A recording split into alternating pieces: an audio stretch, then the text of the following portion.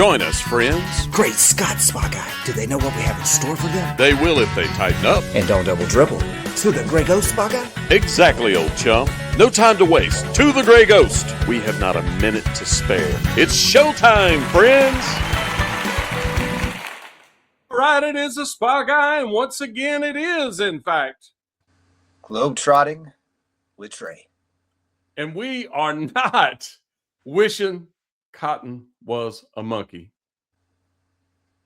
But we know that there's people that are. How'd you like that, Sasur Trey? I like that. I learned that from Adam West. Yeah, and I wasn't doing my Adam West. I was doing the Star Trek guy. Yeah. Shatner. Shatner, because Shatner would talk like this, Trey. So I just watched an episode of Columbo from the early 90s or late 80s when Columbo came back as an older Columbo. Yeah. And Shatner was on an episode. He had been on an earlier episode in the 70s, but he came back there with that. And it's the funniest thing. His mustache changed every scene in this episode. Really? They penciled on a mustache and they never got it right. And so it's just, you could tell something's different every shot. And That's they funny. pointed it out on the Columbo website and stuff. Man, it's just crazy, man. I like that kind of stuff. And those guys are legend. You know, that's back in, that was the good old days. Hey, he's still alive. Shatner's still alive. Yeah. I just saw that paparazzi took a photo of him the other day driving his car eating cereal. Yeah. So here, I think it was a Bentley or Rolls Royce, wasn't it? he's an old man now, just enjoying his life. Somebody took a photo of him enjoying his cereal one morning. Yeah. That's cool stuff. Hey, maybe he watches us. Maybe he watches us, man. I'm sure he does. I mean, why wouldn't he? Shatner, if you watch us, man, great job on that Columbo. That's pretty good. Man. Thank you, Shatner, for watching. All right. So you know what? If you get a chance, if you don't know who we are, I am the Spa Guy, and I have a channel right here on YouTube, Spa Guy or Spa Guy YouTuber on the TikTok. And then Globetrotting with Trey has I can't get it right. But you know what? When we replay this back, it's different, Billy. I noticed that when we pop up the banana crap, I'll point to the banana right here because I'm looking at it on the screen. And if you watch it back, I'm pointing the opposite way and it don't line up with the. Really? Yeah. So I've never noticed that before. So you had it right. So how about if I do this? And we also have Globetrotting with Trey on YouTube. We don't know which one it is. TikTok Globetrotting with Trey. That's funny if it does that. It was so funny. I was watching one of the playback from a few weeks ago, and I thought I was talking to the banana, and I'm looking, and the banana's on my other side of my face on the playback. But it's not for me watching, you know. Wow. And your audio is still a little bit low, Trey, if you could bump it. So we are, in fact, getting the band back together. We have the Conquistador himself, Rob, is in the house. Hello, Conquistador. It doesn't matter which one you put on the bread first. It's still called a peanut butter and jelly sandwich. I got to go. All right. See you later. Bye-bye. Love you. Guys, I'm so glad to be back. I'm so happy to be back. We're glad for you to be back. We really missed you. And at least I think. Yeah. And maybe. So, and peanut butter and jelly. So let's talk about that for just a moment. It's a great subject that you brought up there. Which do you do first? Usually I put a big glob of jelly in my mouth first with a knife, and then I go with the peanut butter on the bread, and then I put the jelly on top of the peanut butter most of the time. You put the jelly on top of the peanut butter? Yeah. Okay. All right. You, Trey? I probably put the jelly on top of the peanut butter. But you do peanut butter first? You know what? I don't know. I've never really paid attention to it. Yeah. See, I got everything I do is a system. If I do it the same way every single time. I probably did the peanut butter first. I probably did the. You, Rob, are you like that? Yeah. Same with a restaurant. If I go to a restaurant and have a good meal, that's the meal I'm getting for the next 10 years or 20 years. Yeah. I don't ever try anything else. So yeah, I'm I would say a victim of repetition. I just like if I like it, I do it the same way. So what I do is take the bread. Now that we're talking about it, peanut butter on this side, right, and then I take the knife and I take the other piece of bread and I'll wipe the knife off on it so it's clean to get the jelly. Then I put the jelly on the other piece of bread, and then I made them together. Oh, okay. That's a way to do it. And I thought that is the way to do it. Well, I've never thought about putting the jelly on top of the peanut butter, because then if you have to go in again, you're putting peanut butter back in the jelly.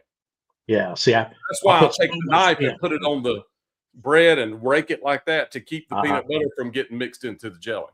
I got you. Yeah. Yeah. My peanut butter jelly sandwiches, they're brutal. I mean, the bread really doesn't able to support it. By the time you're halfway done with the sandwich, things seeping through the bread, falling out the sides, and all that sort of stuff. Yeah, see, I don't put that much on it, but now I really like peanut butter and jelly sandwiches. I will say that. Yes, but I also like peanut butter banana sandwiches. So how do you make your peanut butter banana sandwich?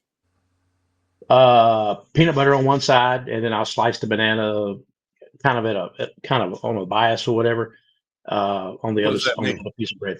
Well, instead of the banana being like that, I slice it kind of at an angle so the slices are more oval. Mm-hmm. They're kind of oval. Okay.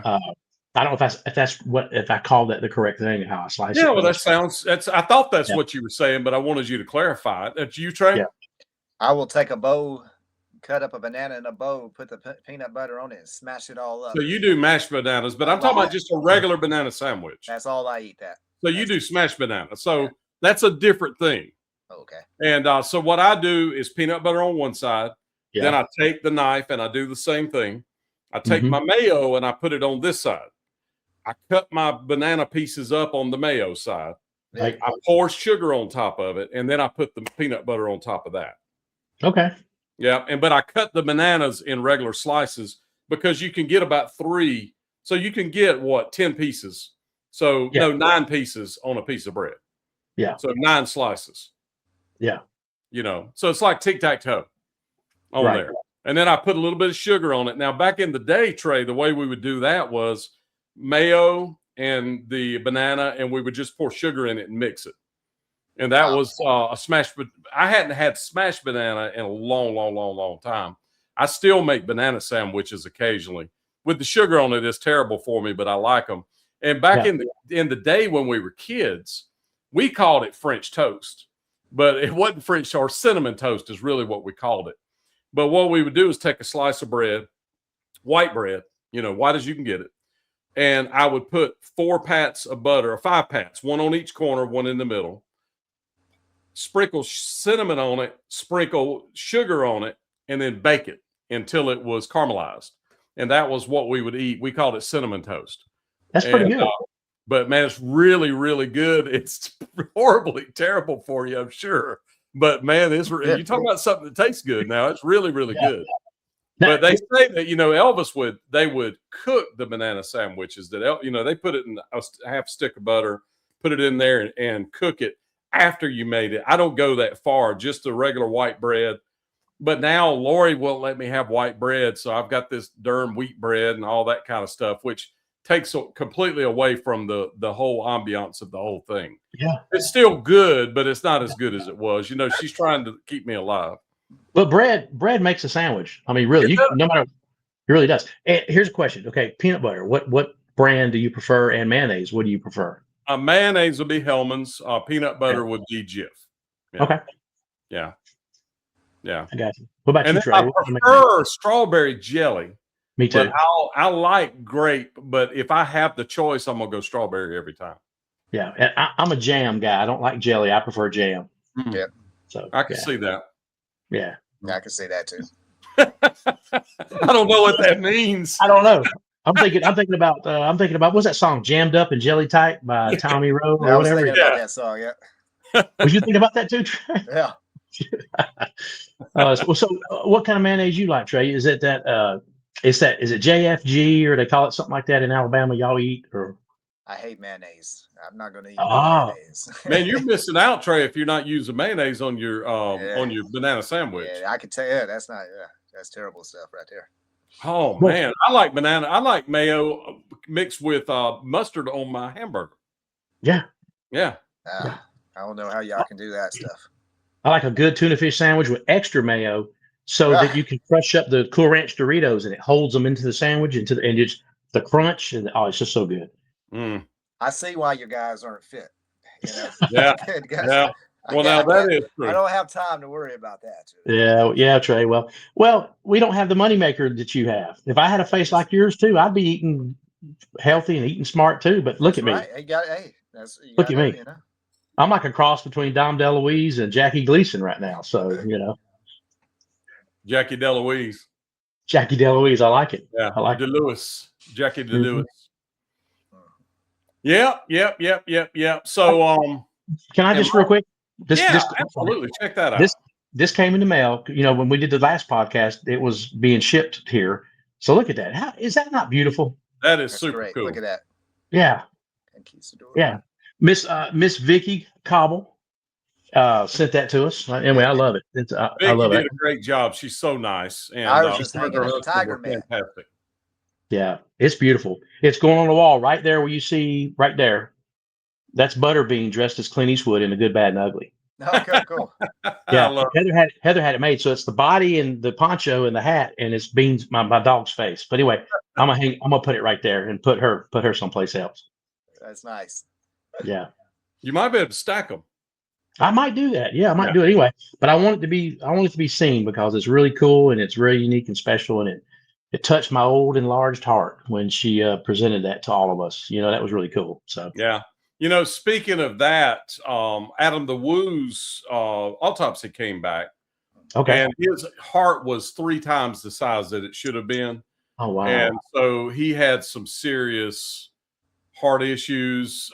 His arteries were clogged. It was those kinds of things that caused his death.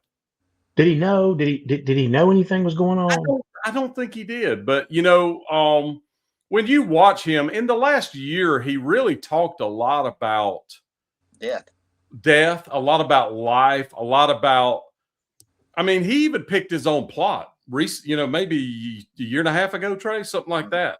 He went to the graveyard and said, this is where I'm going to be buried at. And he had an appointment that afternoon with the people to buy his plot. So he had everything ready. And I don't know, he talked about that he had finally gotten insurance and he was going to take better care of himself and get regular checkups and all that stuff. But I'm not sure that he ever actually did that. Because, when you go, you could tell if you've got blood pressure issues. Yeah. And I go and do, Lori and I both go do those things where they do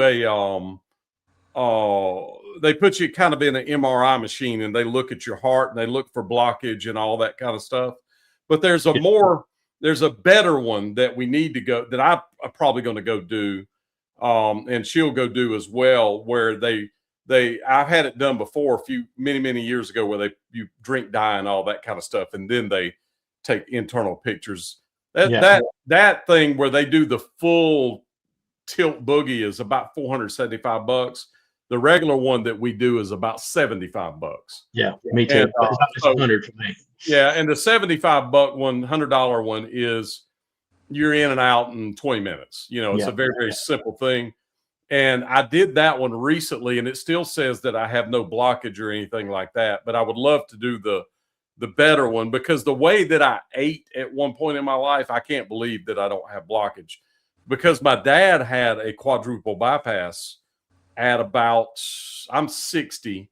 Dad had, I'm going to say it was in his early 50s. He had a quadruple bypass, which means you're clogged up is, the reason for that. Yeah. Well, I got 70%. I'm in the 76th percentile of having a massive heart attack or stroke in the next 3 to 5 years. Wow. Because of that. Yeah, it scared me. But my dad, like with Adam, 51, he had it too. So with Adam, you can tell because his sister put something out there, and pretty much like Adam never went to the doctor. Yeah. He never had anything checked. He just thought, because he was so active every day, which he was, that everything was all right. But the thing about Adam is his weight changed a lot. He started out pretty big. Then, last few years, he did that fit by 50 thing where he slimmed down, and he definitely slimmed down. Now, when he was a teenager, he was very slim. But then I could tell the last year, he had stopped doing his fit stuff, and he was heading back toward how he started out as far as his weight gain. So I don't know if that was something that affects it. the weight. Well, the weight. When you're on a roller coaster, as far as your weight, that definitely affects your overall health. But something that I will say about Adam is, in his videos, he did a lot of walking and talking. He did. And I never heard him that I remember even hassle. You know, if I go, I've done it before where I'm embarrassed and I cut some of it out, to be honest. Yeah. Like my breathing when I climbed, I climbed a bunch of stairs when we were in Florence, Alabama. Remember those stairs beside where the radio station was? We went up on top of that Indian mound. When I got to the top of that, man, and I ran up them. When I got to the top, boy, I was, so I kind of cut some of that out. Yeah. And, but I mean, he was doing stuff. He was up recently in Switzerland, which is high altitude. He was walking long distances and doing stuff. I never heard him really even breathe hard. So if your heart is 3 times the normal size, what does that mean? I mean, it's pumping 3 times harder. Well, no, it means that it's damaged and it's blowing up to, I'm not 100% sure, Trey. I think it means that it's enlarging. Is that what it means, Rob? To try to continue pumping because there's so much back pressure? Yeah, it's a muscle, and it continues to grow to compensate for what job it needs to do. So how I know that Mom just had a pacemaker, and so I was privileged of those doctor conversations.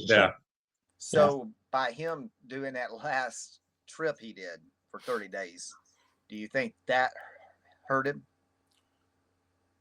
I mean, it didn't help if he had an enlarged heart. I knew somebody that was in the hospital, a young person. When I say young, they were about 30, and they were in the hospital, and they kept getting fluid on the heart, and they kept having to go in there and draw it off. And this was during COVID that this happened. And this person, and the reason that they were having so many heart issues was because of some heavy drug use. And I'm not going to say who this was, but this person didn't have, back during COVID, remember, they wouldn't let anybody come visit you at the hospital. Normally your family can come and hang out in the room or whatever. So there was nobody there. And this person refused that treatment when they came in to remove the fluid from their heart, and they died. They were afraid. They literally put a big needle in there and draw the fluid out, and they refused it, and they didn't last but like a day. Oh, wow. Yeah. 30 years old. Mm-hmm. Didn't Elvis wasn't half his heart enlarged or something? Yeah, he had an enlarged heart. That's absolutely, Adam and Elvis had a very similar thing happen, evidently, But what happens is when you have all that backup, when your arteries are clogged up, your heart has to work a lot harder to be able to push enough blood so it keeps growing. The muscle keeps getting bigger. Is what I think that means. I'm not a doctor, but I play one on YouTube, and I'm just kind of shocked. I do have 2 PhDs. I keep one pair here, and I keep one pair at the shop. Post hole diggers. And I'm just saying it. I like that one. I'm just kind of shocked that Adam never had health insurance until the last year of his life. And but when you're young and you're running, man, you don't even. I mean, you would go, I don't need what I need health insurance for. Yeah. So I pay for it. Yeah. I pay a lot of money for health insurance. I sure do. Know. And look, I'm not worried about a doctor's visit, $100 here and there. I'm worried about a major surgery. I had back surgery, major back surgery. Yeah, something that you just don't know. Yeah, it's $50,000. That's what I'm worried about. The $100 here and there, I'm not worried about. Right. And that's why you have health insurance. Correct? That's right. Yeah. Just in case you need it. And I don't even care if they covered doctor's visits and that stuff at all. I don't, but the problem is they really don't offer. They offer a major medical, but it doesn't really do much. So what I'm saying is you can get a version of it, this major medical, without the doctor's visits and a real high deductible and all that kind of stuff. But when you look at the money, it don't add up. Much difference, Yeah. And I keep it because I've had 6 eye surgeries. I have it. And I've had 3 reduction surgeries. And I won't tell you what I had reduced, but I've had 3 reduction surgeries. So the health insurance is critical for me. So, yeah. But I just wish Adam would have the last 15 years had checked up at some point. If he'd have gone to the doctor a year ago, we could have caught it. And well, maybe. What he should have done was that thing that I was talking about. When you go further, it's kind of like an MRI, but it's in a machine like an MRI. It's an arterial calcification test or something. That's it. That's it. Yeah. And they're very inexpensive. If he'd have gone and just done that, that would have clued him that there was something up. I can just tell they could have treated him. I can just tell you, it's just, it don't even seem right. Of course, it's not, but real that now people are vlogging his gravesite when Adam did so many videos and took us to so many celebrities' grave, and now he's in one. And look, I didn't even know Adam really, but I feel like I've lost somebody from my family. Me I really too. do.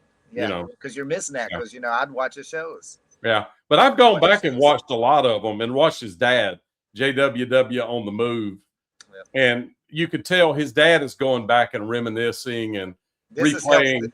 This is helping his dad. This Adam has left something to help his dad grieve and get over the terrible feeling that they have. This is bringing him a little joy in his days to go back in, and he's actually gotten back on the road and doing his stuff now. Yeah, he has. So that I can tell that that's something that's making him feel better. Yeah, and that's important. Yeah, it's unfortunate.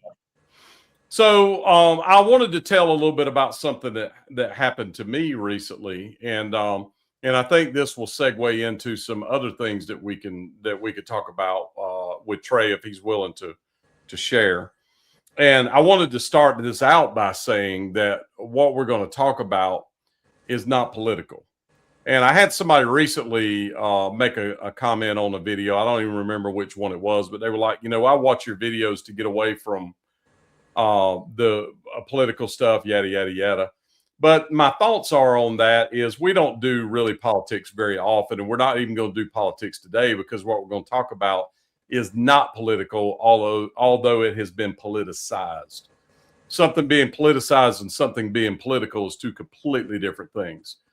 And I told that person that, this is a place that we get on and talk freely about our feelings on our things. And we have to live in a country and we have to have opinions. That doesn't mean that I'm always going to say my opinion, but I also am not going to check who I am at the door so we can do a podcast to make somebody happy. I'm just going to be who I am, and it is what it is.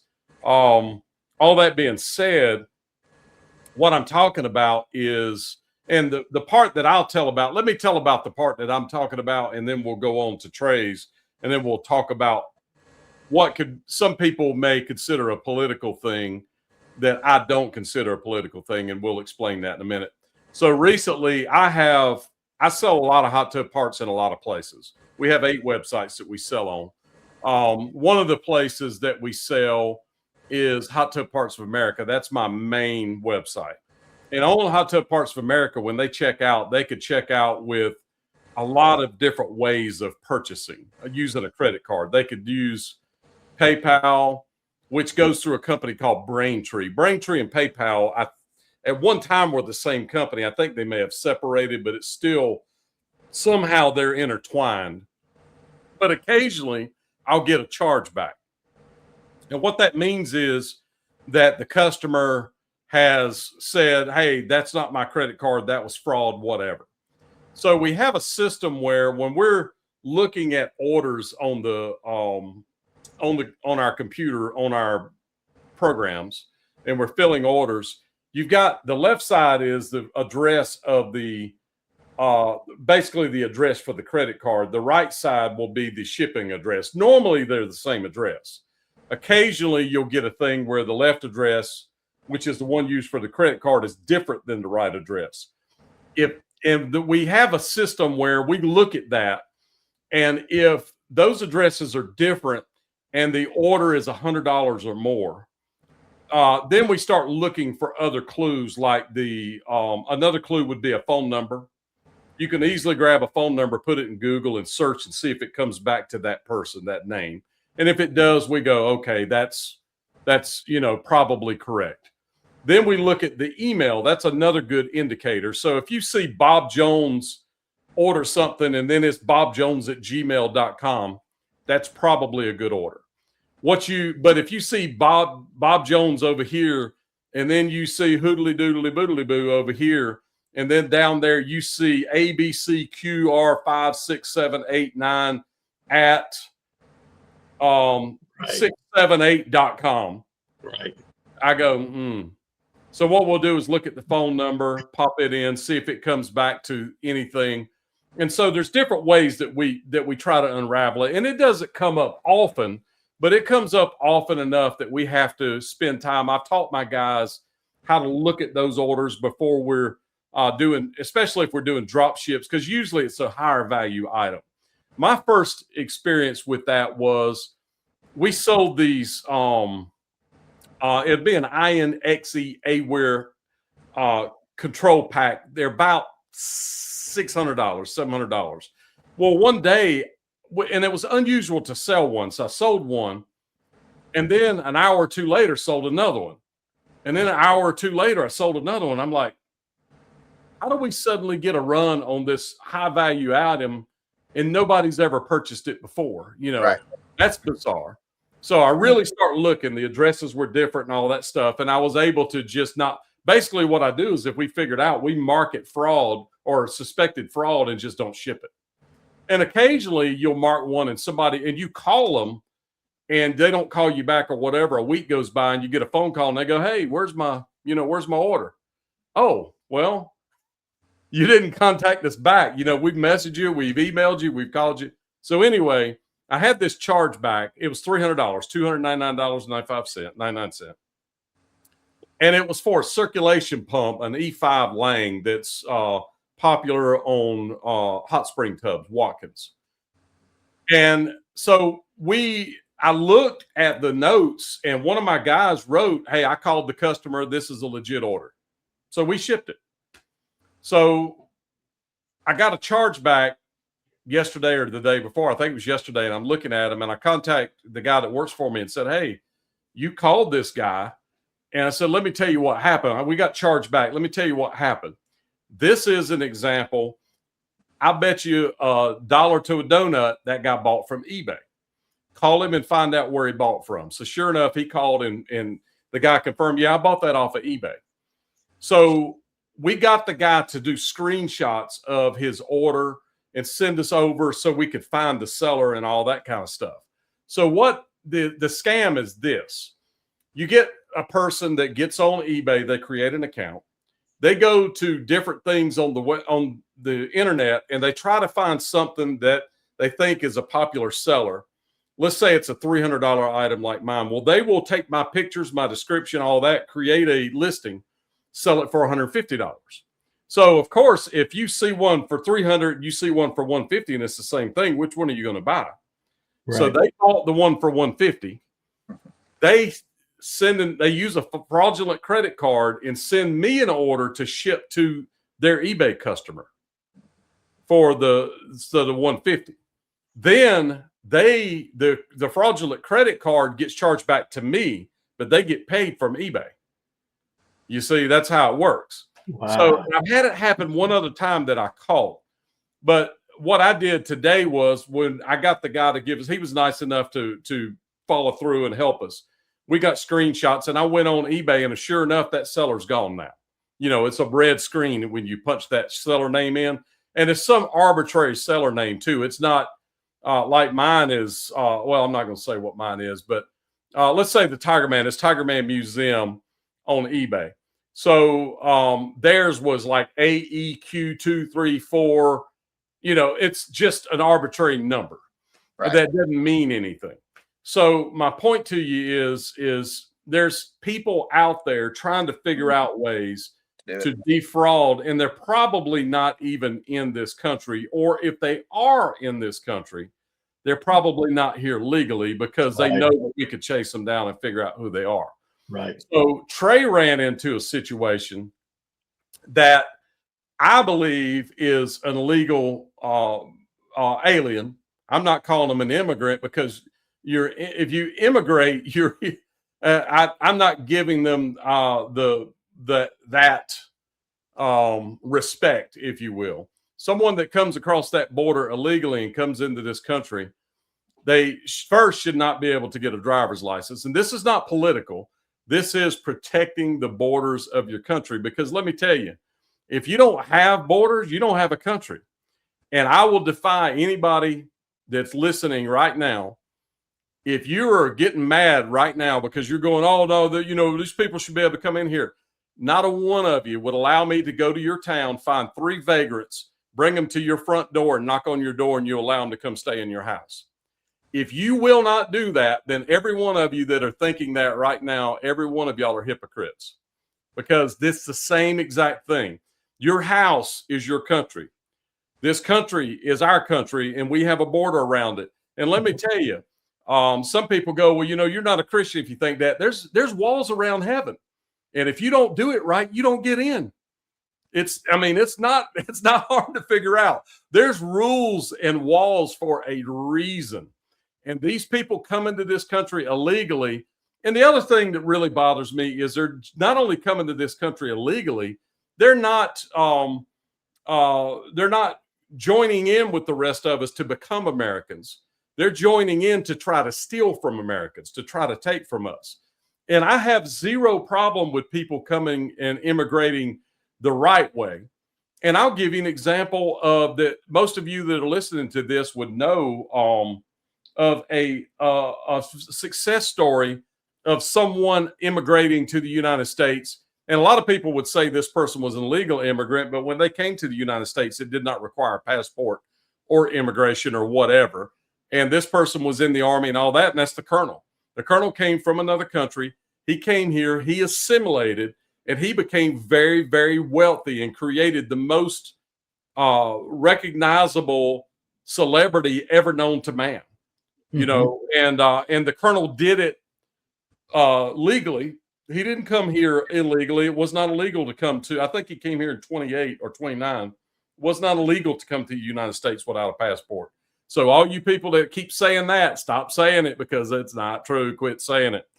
And so anyway, my point is, if you want to come here and assimilate and be a part of this culture and pull with all the rest of us, that's one thing. But if you want to come here and take from others, not do it right, and create a leering center in Minnesota. Y'all know what I'm talking about. Did y'all see that interview where they were going to the places that were supposed to be daycares? And one of them didn't say learning center. It said leering center. They left the N off. And so they were getting millions of dollars from our government for these things, and there was no kids. Right. So it's that kind of nonsense that's going on. So they're not here to help us and be a part of the team. They're here to steal from us. I mean, that's the bottom line. And if you don't like what I'm saying, prove it otherwise. I mean, what else are they doing? They're taking from our welfare. They're taking from our programs. They're taking money. Y'all all want to complain about homeless people and poor people. Well, maybe our poor people would have more benefits if we weren't giving it to all these other people that don't belong here. So anyway, I said all that to say this. Trey had a situation, and what we believe it is. Can I set this up, Trey? Yeah, go ahead. Okay. So what I believe it is, and Trey didn't understand this, but when he told me the story, I went, oh, I can tell you exactly what this is. He got something from Uber. Y'all know that pick up people on like taxis. And he got a piece of paper from that. Well, Trey's never worked for Uber. He got a 1099 from them. So what I believe it is an illegal alien coming here, was able to obtain a driver's license, which I'm completely against. If you're coming here and you're illegal, you should not be able to get a driver's license, because I can tell you that I'm not able to get a driver's license without the proper paperwork. When I go, they required my birth certificate. They required my social security card. They required my photo IDs. They required all kinds of stuff. And so if I'm required to do that, and I absolutely was born here, then why aren't they requiring it? But you've got all these stupid states that lighten up all that stuff and they allow it. So basically, they're allowing this kind of stuff. So you know who it's hurting? It's hurting everybody that can hear my voice. In some way, you are being harmed by this. And in some way, and what I mean is your taxes are higher. You may need a benefit that you can't get because somebody that does not even belong here took your benefit. There's all kinds of ways that you're being harmed by this. You're being put in danger every single day when you drive down the road, because I promise you, there's illegals driving on the roads with you that don't have insurance, that don't have legal papers, they don't have driver's licenses. And when they hit you and kill you, there's no insurance to take care of it. So every person that is in the sound of my voice right now is being harmed by this, whether you like it or not. That's a fact. So Trey, tell us what happened. All right. So the other day I get from the mail a 1099K from Uber. And I look on this 1099, my name is on there and everything. The last two numbers of my social security number. Everything else was X's, you know. Now, usually on a 1099, it's the last four. On this one, it's the last two. So I look at this thing, and supposedly it said that I had worked for Uber from January to April of last year. And from January to April, I made a little over $24,000. From January to April, it said that had 100, let's see. It says that whoever this is had 100 and I want to get the number right. Well, transactions, which would mean you pick people up or whatever, you know, for Uber. So I looked into this, and I noticed on the internet the last week, this is happening to a lot of people. So guys, y'all need to, whoever's listening to this, need to see if it's happening to you too. And people are like, what's going on? You know how you freak out when you get something like that. Sure you do. So I went down to the police station to file a police report, of course, because to submit it to Uber, they require you to do a police report, submit that, or go through the government, where I called the government and the government is shut down, and they said they can't help me until they get funded on the phone. The government told me that today. You know, and you know where their money's at? They gave it to all the illegals. But go ahead. Right. So hey, so, you know.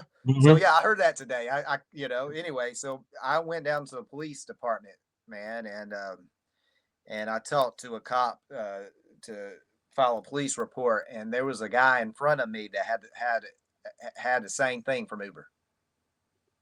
Mm-hmm. Same thing, his number, different amount, that number. So this is going on right now. So it's all over the internet. And anyway, so what I suggest for people to do right now is to go to IRS website. .gov. Create your account, go in and look at your tax documents from last year. Because I went in and looked at mine. Whoever this was worked last year under me from October to December and made over $12,000. 2024. So 2024. So they worked from October 2024 to April 2025 with my information, with my number, I guess, Social Security and stuff. And so how in the world does Uber allow this to happen? Is, you know, my question. How do you get my Social Security number is my another question. You know, so well, you know, as an employer, go ahead, Rob. Now I'm saying, you know, in the insurance business, we deal with Legal Shield, Bill Stovall, Legal Shield. And he can tell you stories that he's actually went on the dark web and found. It's just crazy what you can buy. You can pay cash and get 100 Social Security numbers. He says, just like doing an eBay transaction on the dark web. He said, it's easy to get Social Security numbers. Mm-hmm. Yeah. And as an employer, when I hire somebody, I'm required to see certain documents, or I can't hire you. I have to be able to see a real driver's license. I have to be able to see a real Social Security card. Those two documents, I'm supposed to take photographs of them. And also, when I fill out the form, I'm supposed to put the numbers that they that are on those documents, that kind of stuff, in the forms. I have to prove that I have them in front of me. So in Uber, in this particular case, that means that either this person is has a driver's license with your information on it, as far as Trey Miller, you know, your Social Security number or whatever, and they have a document with, they have to have your Social Security card as well. So my question is, Uber, how do you hire anybody, even though they're not technically working for you? It's still the same process. If they're a 1099 employee, they should have to show their Social Security card. They should have to show a photo ID, and it should have to match that Social Security number. So let me ask you this. So let me stop there. So for me to go and make Uber aware from this fraud, I just thought about this, Billy. I have to submit my police report. I have to take a photo of me holding the 1099. I have to take a photo of me holding my license. I have to submit my license.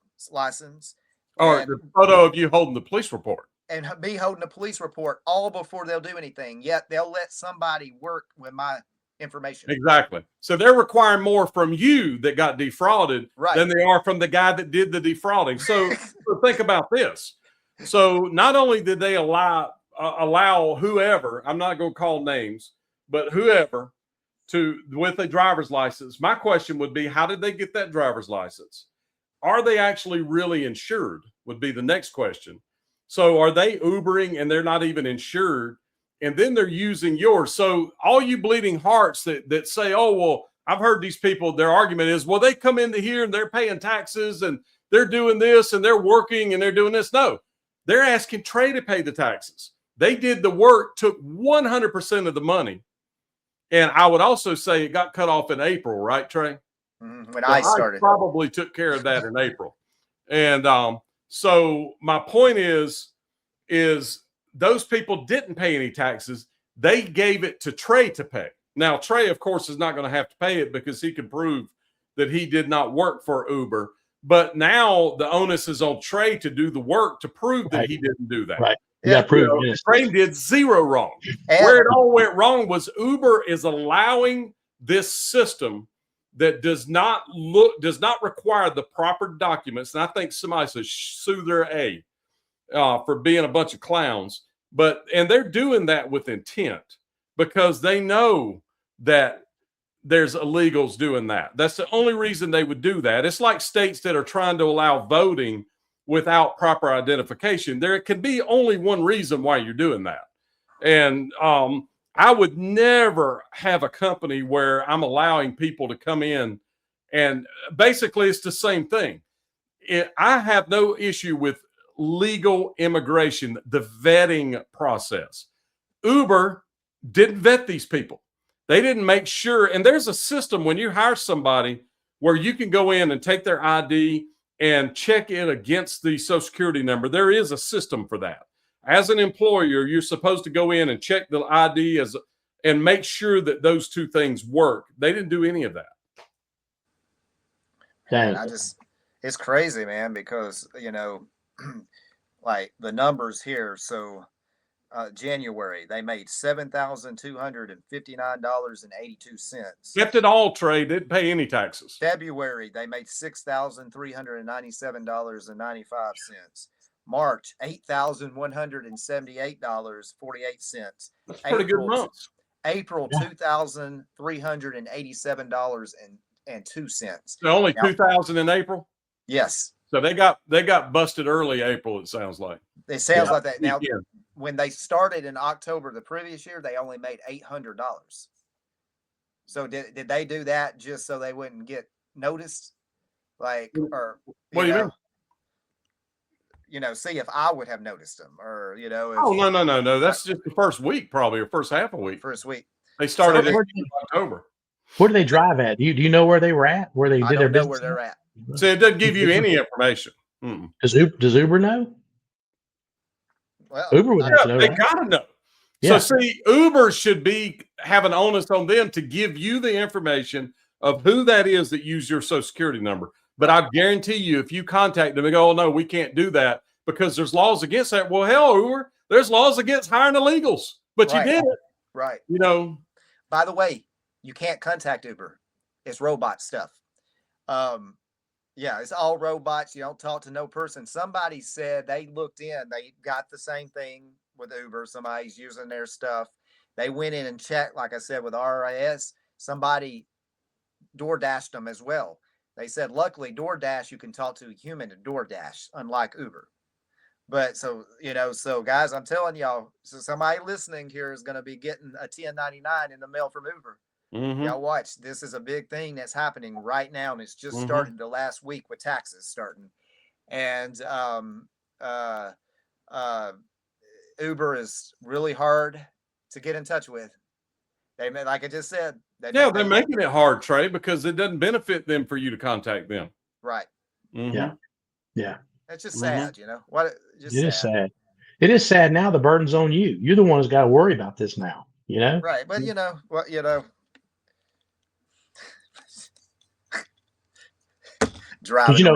driving around like I'm an Uber driver. Come on, guys. Yeah. But hey, look at that money they made. Billy, we ought to drive Uber, go film. Just go pick up people left and right, go find some locations. A lot better than cash cab. That would be fun. Do what? See if you can find out where they drove at. What kind of car did they have? You know, that's kind of important. Because even though it wasn't you, Trey, it was still your name. That's right. It's got to be a cool car.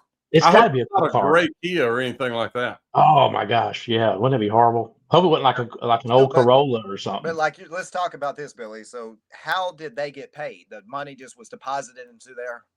Well, and I believe that the way they did it was that Uber does not require the name on the Social Security number to match the name on their ID. So they were able to just work with an arbitrary Social Security number.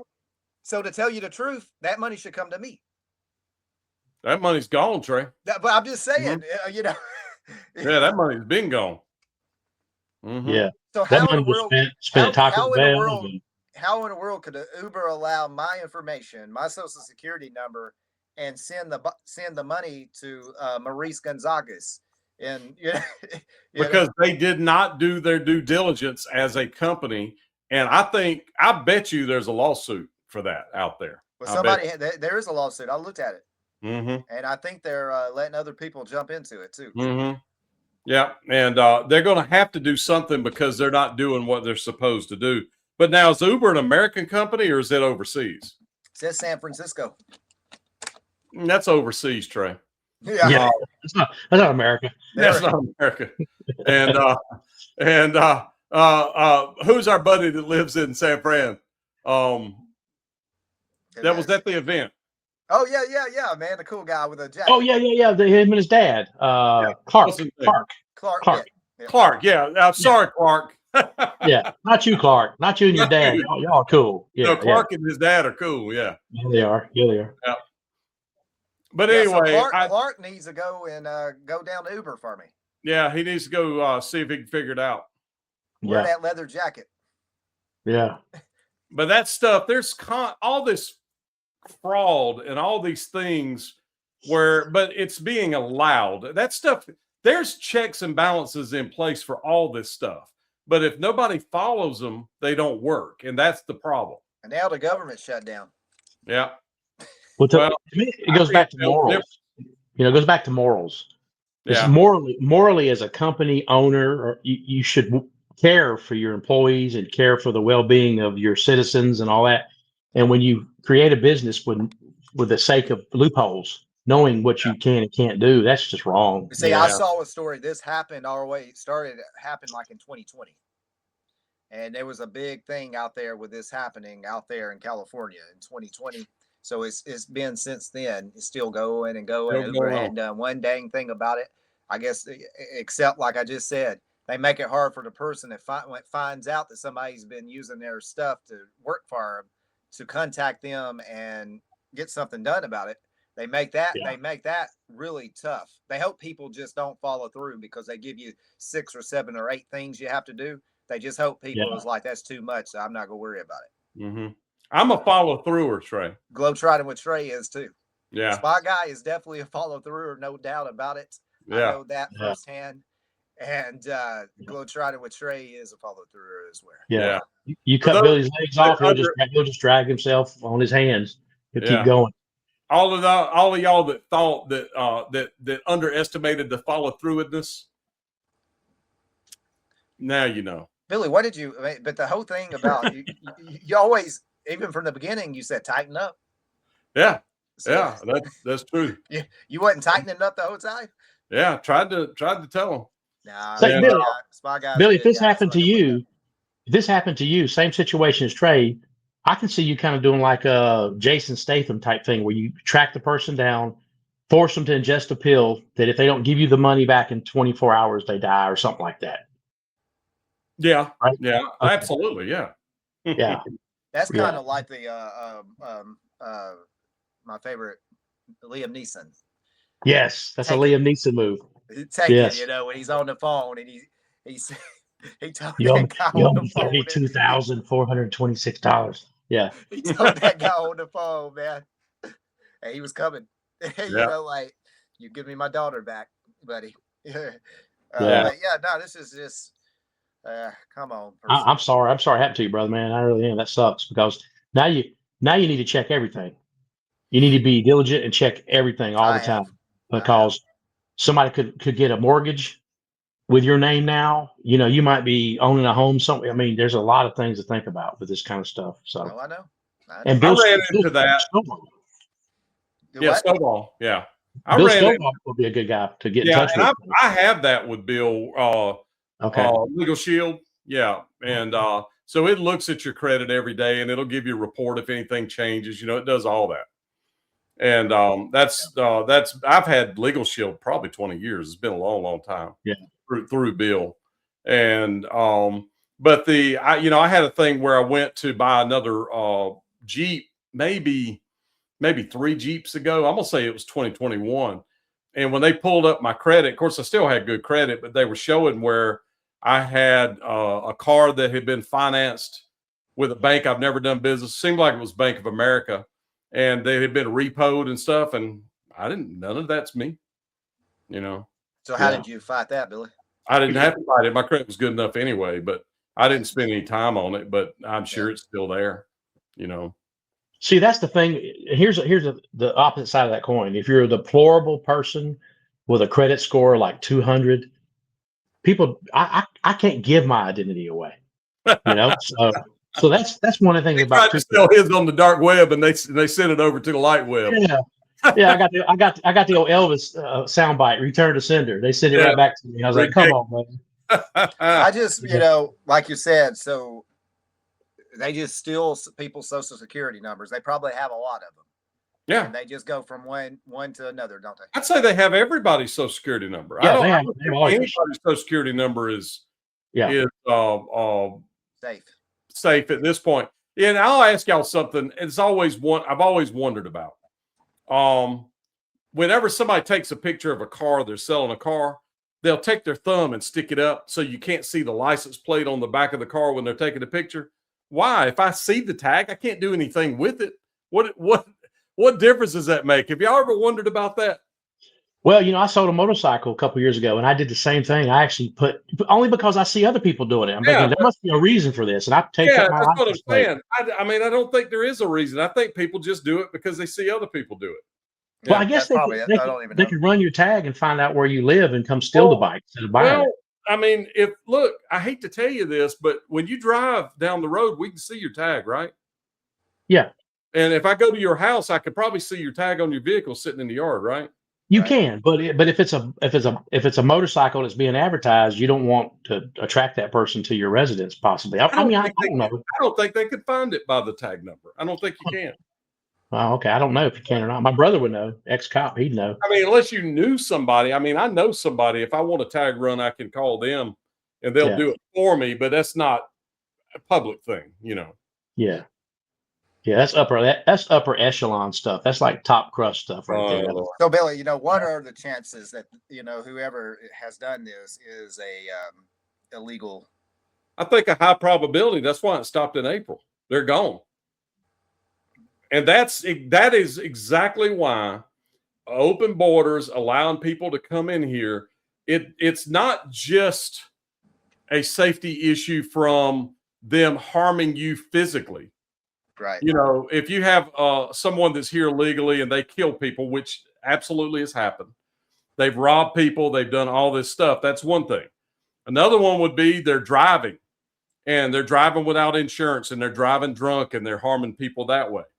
Those are just straight up ways that people can be harmed by even non-illegal people. It doesn't matter if you're legal or non-legal, but I would say that the propensity for illegal people that are already criminals that are here, that got kicked out of their country because they were criminals, the propensity of them to continue being criminals, especially if they're in a place where they're going unchecked, like is what was happening here for so long. I just think it is a breeding ground for crime. So then you take that part of it. That's one part. Now we're looking at a part of it that's unseen. These people are out actually working, trying to make revenue, but they're doing it in a way that harms you on the backside. Yeah. And, so all I'm saying is anybody that's listening to my voice right now that wants illegal people to be able to come across the border unvetted, if you will not allow me to go to your town and go pick 3 homeless people up off the street and knock on your door and let them stay in your house that night, you're a hypocrite. And you need to shut it and quit saying stupid stuff, because nobody in their right mind would allow me to take 3 vagrants off the street to live in your house. You would not allow it. I don't want 3 vagrants coming from another country, especially if they're already criminals, and being allowed to come into my country, but they have been. And it's gotten to such a degree that if we didn't do something about it and start turning it around, then it's already it's epidemic proportions at this point. It is. So what's happening had to be done, and it took somebody with a lot of gumption, is the word that I'm going to use, to make it happen. But I will also tell you that it's not a political thing until this time, because I can show you Obama himself saying we cannot allow people coming from other countries across an unvetted border. I could show you Hillary saying that. So now it's just because it's Trump. Yeah, they've made it political. So that's my point. What we just talked about is not political. It is common sense. I wish people could just get over that kind of stuff. Like people, how you talk about how people listen to somebody that tells them something without them vetting it. Yeah. It happened with you in real life. Yeah. That's what we're dealing with here. And what he's talking about is, if I walked up to you and said, "Hey, let me tell you about that guy right over there. He beats his wife and he kicks his dog and all that," you'll immediately internalize it and go, "Oh, well, now I know that guy's a wife beater and a dog kicker." And you won't even go check it out to be sure that it's true. Right. You'll just internalize it. And you'll go tell 10 people. Right. But inversely, if I walked up and said, "Hey, let me tell you, that guy over there, man, goes to church every Sunday, good to his wife, good to his dog, his family, number one, hard worker," you won't tell anybody. That's human nature. That's the reality of it. And so that's what's happened. And the real tale is, and now we're going to get political for just a moment, is I love to watch these YouTubers that are like us, these guys that go and interview these people that are standing there. They're literally standing on the street protesting ICE taking illegals out of our country and sending them back where they came from. They're literally protesting that. And so and what's funny is I've seen them do stuff like, I watched one yesterday where when the guy went there, and all he went with the microphone and a camera just to ask questions. And there's these guys that are out there and they go, well, you could stand here, but you can't go in there. And he said, well, this is a public area. I have every right to go in there with them. Well, no, we're just going to keep you out here. Oh, so y'all are for borders. Mm-hmm. So, I mean, what? So you're going to keep me on the border and not allow me to go in there. Why? Because you think that I'm going to cause problems, but you want people from other countries to come in here and cause problems, and you want us to not do anything about it. And so that all goes back to just the basics of a foundation of just morality just leave the Bible out of it. There's some things that I think, whether you believe in God or not, in Jesus, you can at least believe in a foundation of morality. There's certain things that are right and there's certain things that are wrong. And if you start with that foundation, then you work from there. But when you've got people that their morality is, I think it's okay for people to come here illegal and do whatever they want to do, and we shouldn't kick them out. But if I come over here and protest, I don't want that guy coming in here and telling us. You're on both sides of the fence. You can't be on both sides of the fence. That just tells me that you are not intellectually honest, I guess is the best way to say it. If you can reason that in your mind and you think that's right, then your mind ain't not like it ought to be. It's just that simple. It's Abby normal.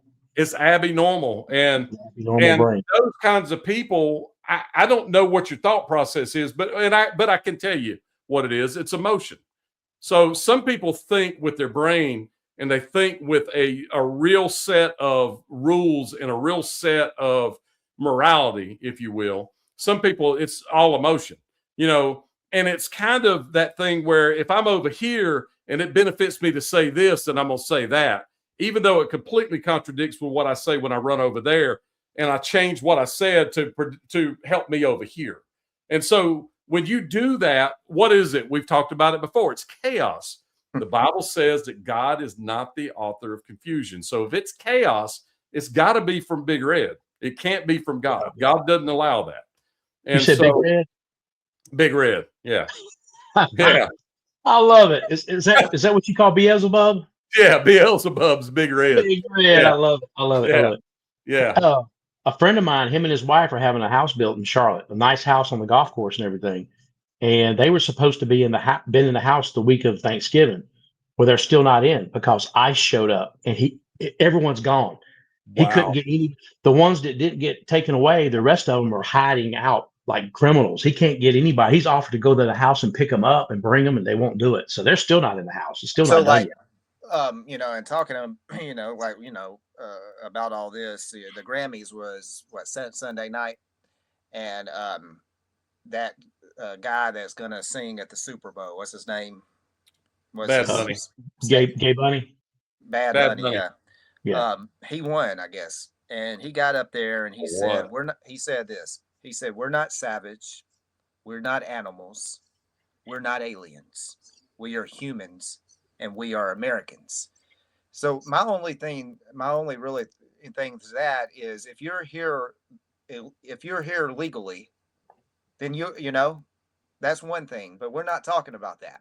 We're talking about, like you said, people that are in our country that should not be in our country that just walked in and refuse to assimilate. That's the other thing. And that's my only thing is these people don't understand that? Is it just like does people just not really look into what this really is and they create something else? Trey, they're not intellectually honest. Gotcha. That's the bottom line. It is pure emotion. To them, they're seeing us take a human, because the way they present it is that they're just snatching real Americans off the street and sending them somewhere and locking them up. That's not what is happening. Right. That is not what's happening. That's what I was wondering. See, because I saw, I'm not a political person at all, but I saw that ICE guy that was Holman. Yeah, and he put the photos of the guys that they were after up on the screen and said that y'all caused by people in the streets, blocking the roads, yelling, screaming, doing all that chaos. Y'all caused us not be able to capture this fella and this fella right here. And there were all kind of really hardcore crimes, crimes that that they were after. That was who they're looking for. You know, and usually rape and murder. And I thought that kind of like brought it home to like, guys, why? And it's cold in Minneapolis too, by the way. So like, these people are literally out there freezing for what? Like, what do they think they're going to do? Well, there's, like I say, it all goes back to not being intellectually honest. And I'll give you another perfect example. Let's talk about the abortion thing for just a second. When you hear the people that are not intellectually honest call it abortion, they call it how do they put it? They put it Planned Parenthood. They don't call it killing babies. They call it Planned Parenthood.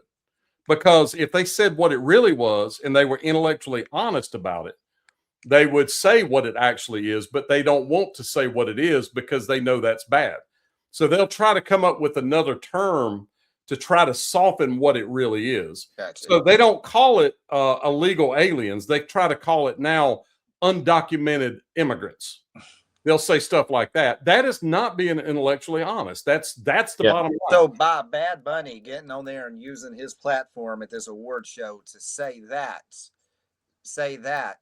does he not understand that they're not going after foreign people that are here in America legally? They're going after foreigners that here in America that's not supposed to be in America. Okay, Trey, go watch the news. They're not presenting it as ICE is taking illegal aliens off the street. They're taking undocumented workers, is what they'll say. That kind of stuff. Whoever stole my stuff, is an undocumented worker. That person. But they're documented enough to use your Social Security number. And so that's they're using.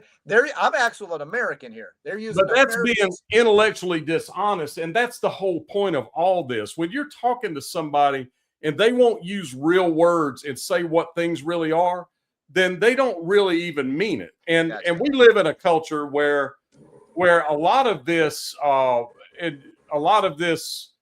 political correctness, I guess is the best term.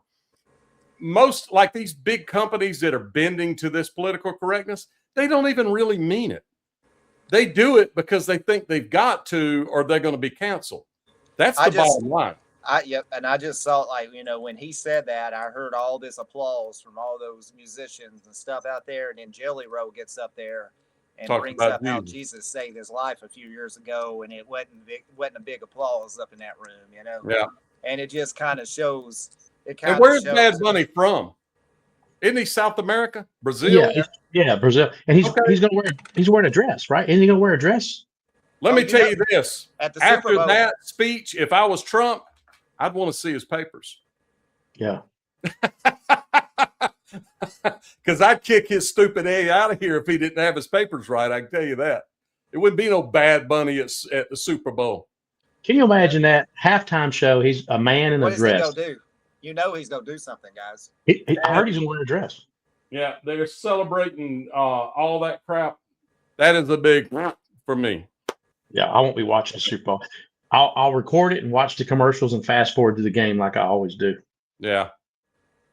Yeah. Well, there's I think Turning Point USA is supposed to be doing a halftime show on another channel, so I'll probably be watching that. But we watch Puppy Bowl. Do what? We watch Puppy Bowl on Animal Planet. You do watch the Puppy Bowl? A lot of people like that. We record it, and Butterbean watches it. It says that Bad Bunny is a U.S. citizen born in Puerto Rico. Okay, well, I mean, Puerto Rico is technically a U.S. It's U.S. soil. Puerto Rico. And that's what I'm saying. So he is a U.S. citizen, but we're not talking about Bad Bunny. That is a U.S. citizen. We're talking about someone that doesn't have any kind of documentations. But that's not the way they present it at all. Because if they presented it intellectually honestly, then nobody would go, "Oh, yes, I don't want that." Nobody would. Yeah. So the media has really. Yeah, well, that's their whole agenda is they can't say things straight on. And look, Trey, you and I were victims of that. we were victims of, if they said what really happened, but they didn't. They said something completely opposite of what really happened to get reactions, right? Right. Okay. And I won't go any further than that, but that's the reality of it. Because if they said what really happened, nobody would be for that. Right? Exactly. I just know it's going to be a sad day when we lose Clint Eastwood because we've lost Jackie. We lost Charles Bronson. We lost Evel Knievel. We lost all the real men. I'll tell you, it's just. Yeah. And Jack Nicholson's still alive, too. Yes. Yeah. Yeah. It's coming. It's coming, man. I know it. It's coming, man. Clint, I know every day I get up. I know. Every day I get up. But, Clint, like, I worked with Clint on Trouble with the Curve. Right. And, he was in his early 80s at that point, and he moved really good. Like, great shape. I could tell Clint takes care of himself, watches what he eats. He walks. I mean, he was walking really good, no feeble stuff. Now, he's gotten older since then because that's been 10 years now. But, man, Clint's mama lived to be 104 or 5. Wow. So maybe Clint. He could have 10 more years. And he's still making it, but they've done Clint the same way. Warner Brothers has thrown Clint Eastwood out of Warner Brothers, pretty much. They're not giving him movies anymore. But you know why? Because he's not putting up with their BS, I bet you. Right. But he's got enough money. He doesn't need them to make No, movies. he don't. He should do his own. He don't need Warner Brothers and me. And do you want to call him? You want me to? I'll let you. Yeah, let's call him, Billy. Okay. Okay, you go ahead. Eastwood can make his own film. He has his own people. The people that have been working with him worked with him for 30 years, and it's the greatest set that I've ever been on. Yeah. That's good. What hurt him was that when he did that speech and he was talking to that empty chair. That chair. Yeah. Like Obama saying, "Hey, you'll go down in history as the worst president we ever had."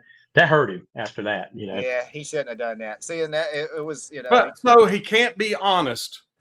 Yeah. And and that's where I'm going back to intellectual honesty. I'm not going to change who I am because some people are not going to like what I say. I'm going to say it. Yeah, Spy Guy's not. And let the balls fall where they may. If you don't want to listen to us, I'm good with it. He's not, Rob. Yeah, I'm honest, and I'm going to tell you how I feel and what I believe is right. And if you don't like it, I don't care. But Clint, you're right. He went out there and he said that that was all ad-lib. So he stumbled through it. So they tried to act like he was senile and stuff.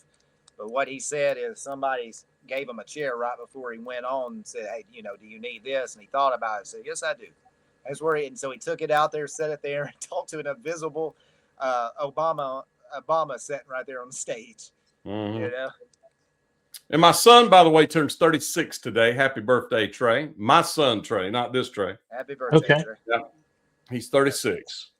So, today is the day the music died in 1959, too. That's right. Wow. That's right. A lot of things happen on February 3rd. Yeah. Well, you remember Larry Anderson and his wife Lois from Shreveport, Louisiana? He's got the George Jones hair. They're actually right now, or actually they're up in Iowa at the last place that Buddy Holly and them played.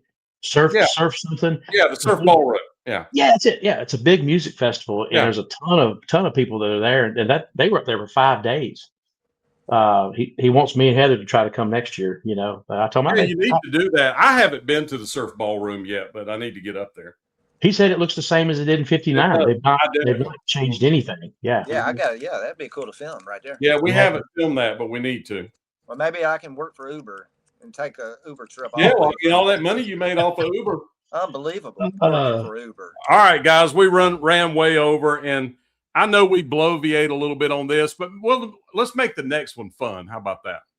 Okay. Sounds good. Or at least funny. Okay. Yeah, we can do that. I'll write some jokes. You look like Thomas Dolby, by the way, right now. Well, what I actually look like right here is Evel Knievel. Oh, you do, man. Oh, you need to fluff up the sides and everything. Yeah, man. Oh, Evil. I like that, By man. the way, we left this out right here. We don't want any nanners of any kind, Trey, right? Trey? Yeah. The banana. No bananas of any kind. What is it with you, lady? You some kind of banana? What is it with you, lady? You some kind of banana? No bananas on top of that. I wonder Especially no illegal bananas. I wonder what Jim Rotford would do if somebody was working under his name as Uber. He would go and find he would go and get Uber when he would go and have Uber all. That's right. He'd get him a hot dog and a black coffee and hit the road in that Trans Am and go find him. That would be a whole episode. Right. And at the end, something would happen.